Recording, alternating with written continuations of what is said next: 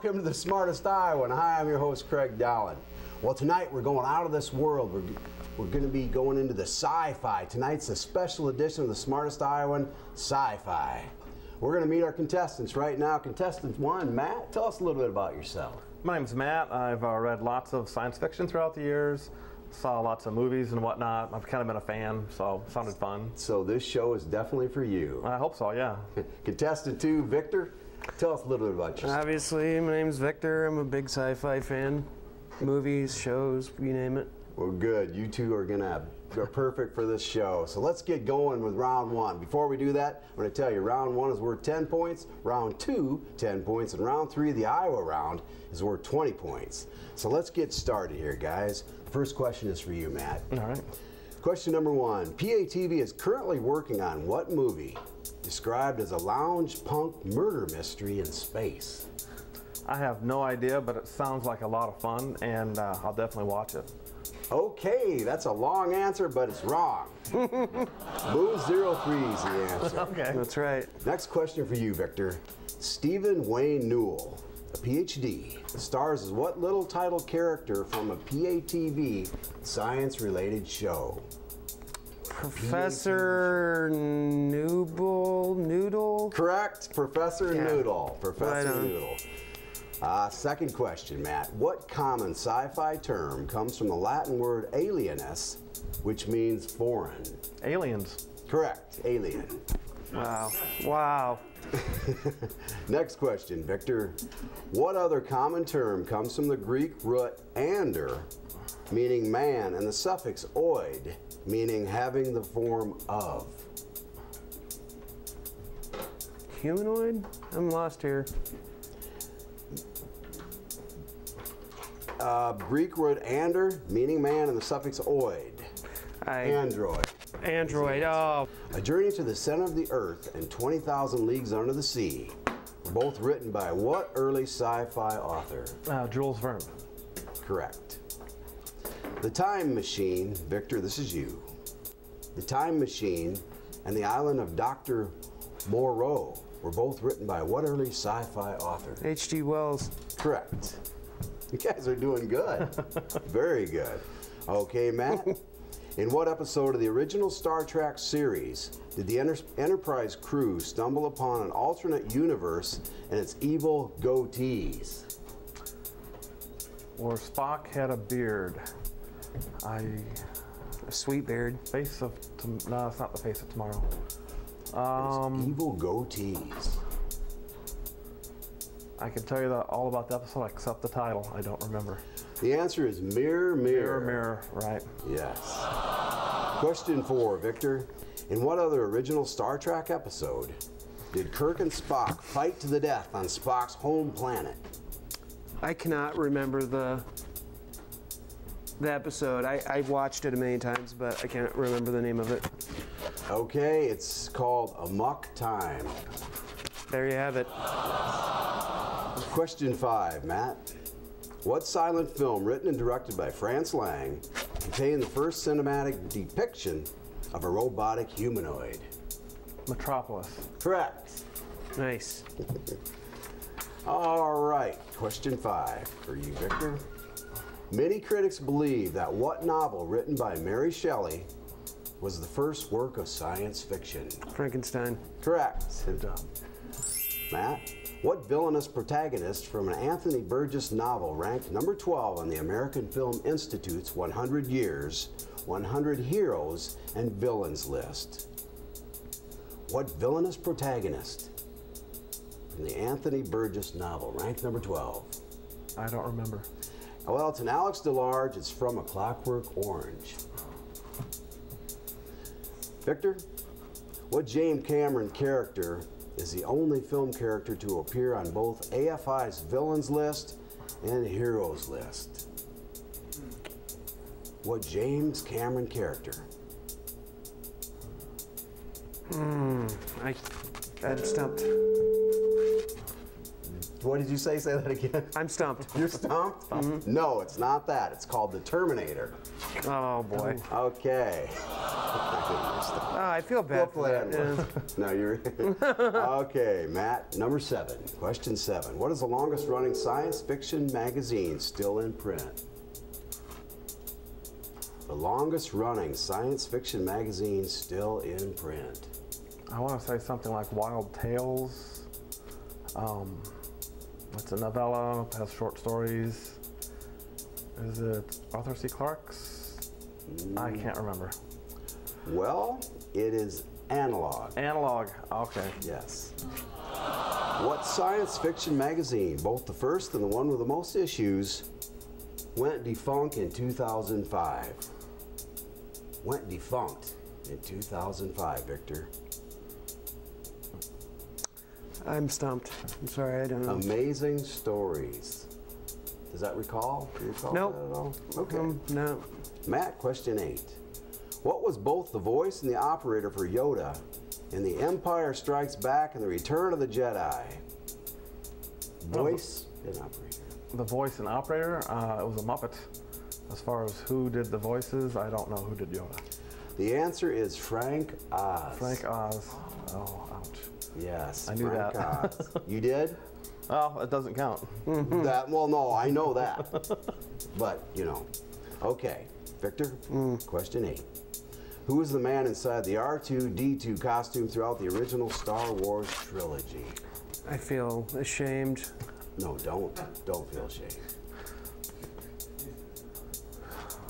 It's on the tip of my tongue. I'm sorry. I can't remember. Kenny Baker. Yep. I wouldn't have gotten it. I just read that. Yeah, not too long these ago. are, hey, these are tough. You know, if I was playing, I wouldn't be getting a lot of them right, I gotta tell you. All righty, Matt. Question 9. The final regular episode of what series features a primary setting of the series being destroyed in a fire, fulfilling a prophecy? Babylon 5. Correct. God, I hated that Correct. show. Question 9, Victor. You're going to get this one. The final regular episode of what series features a once holographic main character kneeing death himself in the you-know-what and the you-know-where? Holographic. Holographic, and he gave him a knee job. Took an arrow in the knee. I really can't. I'm lost. It sounds like you need him in the heart, the Bet's part there too, and it was Red Dwarf. I was never a fan of that. I have friends who tried to get me into it. It's Red funny. Dwarf. I've heard as much, and I've seen an episode. I just couldn't get into it. I tried. Yeah. Next question, Matt. Question 10. What 1986 video game set in the lush underground areas of a distant planet shocked players by revealing its bounty hunter protagonist to be female? Oh, I'll guess and say Leather Goddess of Phobos. That's probably not it. That's not close, but Metroid. Metroid, okay. Metroid. Yep. Question 10, Victor. What 2007 video game set in a futuristic 1960 city shocked players by revealing its superpower-toting protagonist to be the son of the city's villainous founder? Aye. 2007 video game. I'm gonna have to pass on this one too. BioShock. Yes. BioShock. I should have known that. I've beaten 2 of them. So. That completes round 1. Now it's time for you, the viewer, to call in if you know the answer to the next question. Here it is. Here's the viewer's question. Who narrated the infamous radio version of The War of the Worlds that many listeners believe depicted actual events? Who narrated that? Listeners, call in if you know the answer. We'll call in at 319-338-8456. We'll be right back with round 2.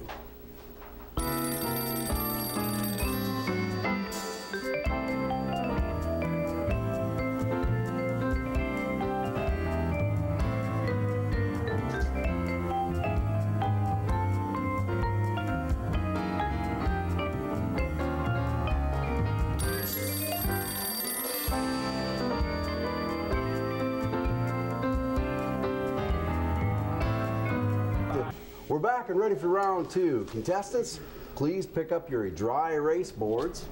Dry erase boards right there. And we'll get started on round 2. Okay, now you each are answering this at the same time. The question is for both of you. Okay? Question number 1. What was the first American cable channel devoted exclusively, until recently, to science fiction programming? Is it A, Discovery, B, Sci-Fi, or 3, History?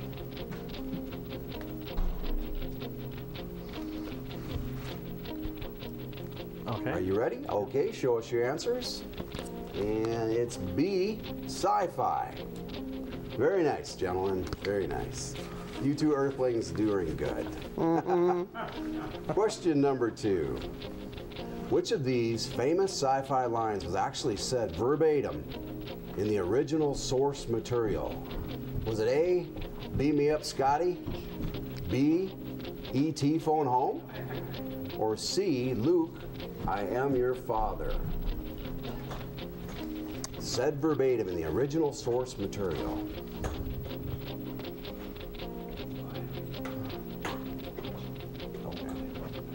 Okay, beam me up, Scotty. E.T. phone home, or Luke, I am your father. You're contemplating. I like that. You have to think about it sometimes. Yes, you do. Yes, you do. Victor? Well, I tell you, with the camera and everything, it's not like sitting in your living room and. It's a whole different deal. You know what I mean? 150,000 people watching you right now. Yeah. Okay. All right, the answer, and we have answer A and B. The answer is B, E.T. phone home. Victor, you got that. I almost went with A on that one, Matt, and I did. got I that, Victor. second thoughts on it. So. All right, third question. Which of these habitable objects is the closest to 1 astronomical unit in radius? Oh, come on. Which of these habitable object is the closest to 1 astronomical unit in radius? The first one would be the Death Star in Star Wars, B, the Halo in Halo, or C, the Ringworld in Ringworld. The Death Star in Star Wars, the Halo in Halo, or the Ringworld in Ringworld? Okay, answers. Let's see what you got. There we go. Answer C, and the correct answer is C, the Ringworld in Ringworld. Now, Victor, what did you have? Ringworld.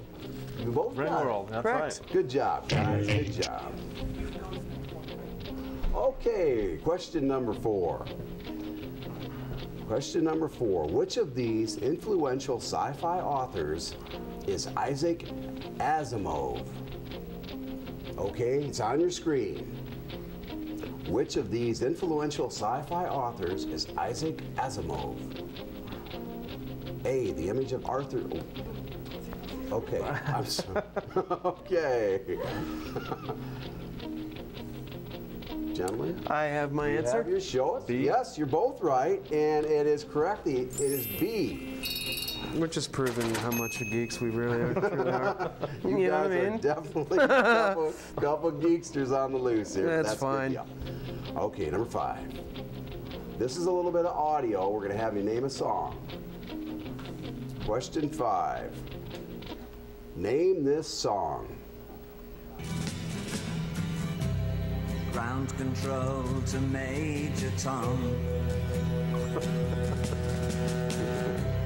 Ground control. I have my to answer when Major Matt's Tom. ready. I do too. Okay, Take our your gentlemen here protein both have their pills answer and put prepared. your helmet And what is it, guys? A. A? No, the answer is B, and it's by David Bowie, Space Oddity. Oh boy. I was thinking of the Tyler remake. and Calvin got a little tricky there. Coming Home is by Peter Schilling. Right. Major Tom Coming Home is actually by Peter Schilling, but the one we heard was by David Bowie. Oh yep. Yes. Question number 6. Oh, boy. Question number 6. As a callback to the episode from 2 weeks ago, which I'm sure you both watched, Name 5 of the 11 actors who played the Doctor. No way.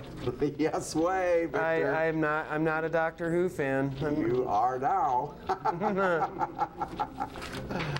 You're gonna have to name us 5 of the 11 actors who played the Doctor. That it is a toughie, ladies and gentlemen. I can say that. I think I got this. Hold on. Hey, if nothing else, get creative. That's what I always say. Take your time, gentlemen. Take your time, think it through, because this is a biggie. This is a big one. This is nothing to mess around with.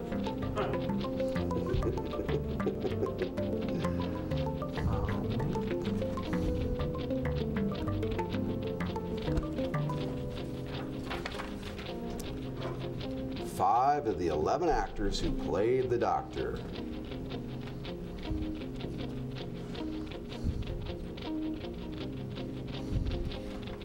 How are you guys doing? We got 4. You got 4. Well, let's be somewhat wrapping it up. I don't know. I can't say. Don't ask. I'm finished. That's almost cheating. It is it? Is it really? No. That's as close as I'm going to get. And let's see what you guys have here. I have. We have Robert De Niro with Victor. That's interesting. That's interesting. Okay. Okay, the answers are William Hartnell, Oh, that's how I remember. Patrick Troughton, John Pertwee, Tom Baker, Peter Davison, Colin Baker, Sylvester McCoy, Paul McGann, Christopher Eccleston, David Tennant, and Matt Smith. I have John Pertwee, Tom and Colin Baker, David Tennyson, and whoever played Tristan. So you had which them is all. The third one, I couldn't remember his name. You had 4, but not 5. Close, but Yeah, no cigar. Are you a fan of Doctor okay, we Who? got to go. I'm not. All right, number 7. Write down pi, rounded to 10 decimal places.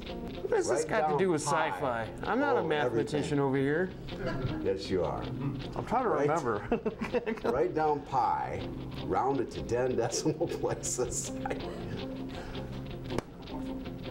I feel cheated. Okay. This is a guess. Calvin and Tyler were, they do a good job with the questions. They definitely keep you on your toes, don't they? Okay, I'm finished. Okay. Okay, show your answers. Hi. Pi, okay, I like that. This one needs some consideration. 3.14, no. Nope. The answer is 3.141592656. I'm gonna contest this I had question 2. I entirely. had 2 Okay, of them just juxtaposed there. Does that count? Question number 8. Oh, okay. Draw the logo for the United Federation of Planets. Draw the logo for the United Federation of Planets. Question 8.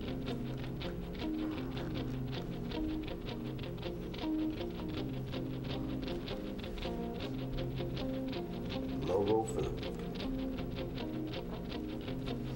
And let's see what you have. And it's I see. image of a circle with stars surrounded by leafy fern thingies. Not Incorrect. incorrect. Incorrect. Okay. That was the smart thing. Yeah, I realize that now. Okay, here we go. Now, question 9. The winner's question from last week. The winner. Question 9. Hi, I'm Mark, one of last week's winners from the Smartest Iowan. Hi, I'm Ann, and this is this week's question. What Star Trek actress is from Iowa? A, Jeri Ryan, B, Terry Farrell, or C, Marina Sirtis. Okay, show the answers. B. A. And the answer is B, Terry Farrell. Very Answer's good. B, I just Terry wanted Farrell. Jeri Ryan to be from Iowa. 7 of 9. Frankly, yes, of course. All right, question number 10. Name the first science fiction film ever made, as seen in this clip.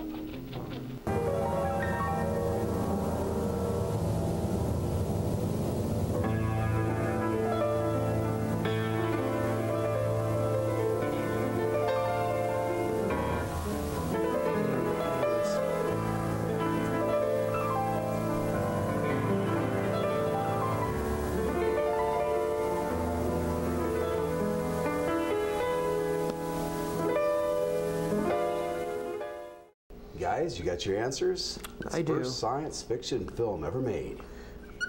Incidentally, it was Okay, show what used you in got rock there, guys. band. Metropolis and To the Moon and A Trip to the Moon. I knew I was very, close. very, very close. Oh. Right. Oh, that was very neat. That was a very neat clip. Very well, cool hey, that question. completes round 2. Stay tuned for the final round on the Smartest Iowan.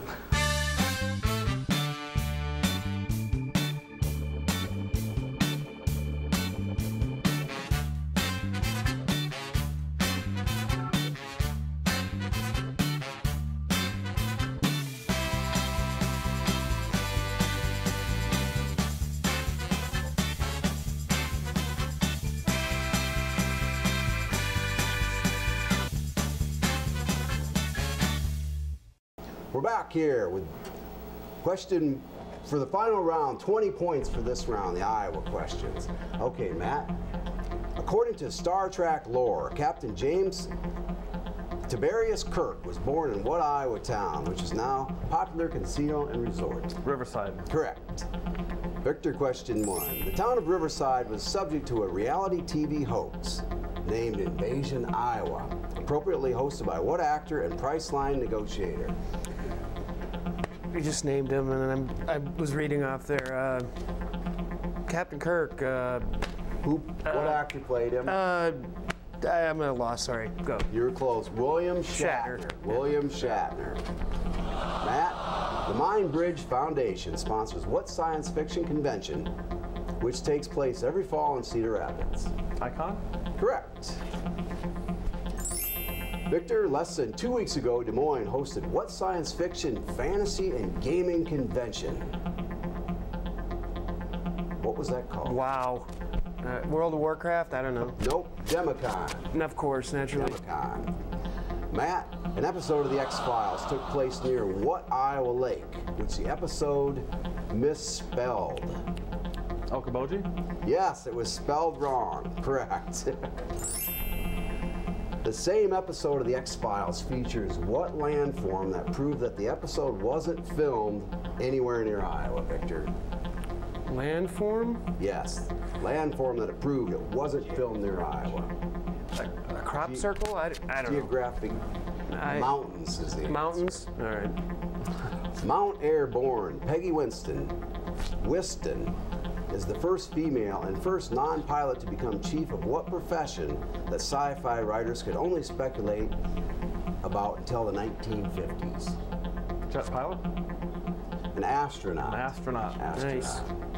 Victor, Gladbrook-born Clifford Berry, along with John Vincent Atanasoff, invented an early version of what device now ubiquitous in sci-fi culture? The radio. I can't. I'm at a loss. The Sorry. computer. The computer. Very good. Matt, question 5. What Iowa town shares its name with the writer of I Have No Mouth and I Must Scream? What Iowa town shares its name? Galesburg? I don't know. Nope, Harlan, Iowa. Question 5, Victor. What Iowa county shares its name with the writer of the Thursday Next series? What Iowa county? I'm going to go ahead and say Johnson. Why not? Oh, very, very close. Jasper. Jasper? Jasper. Well, that wraps up round 3. We'll take a short break and we'll return. We're going to find out who is the smartest Sci-Fi one. Well done. Split this t-shirt in half. Bring out all your friends. They can wear them together at family reunions. I've known I was the smartest Iowan for quite a while. It's just really nice to prove it on television.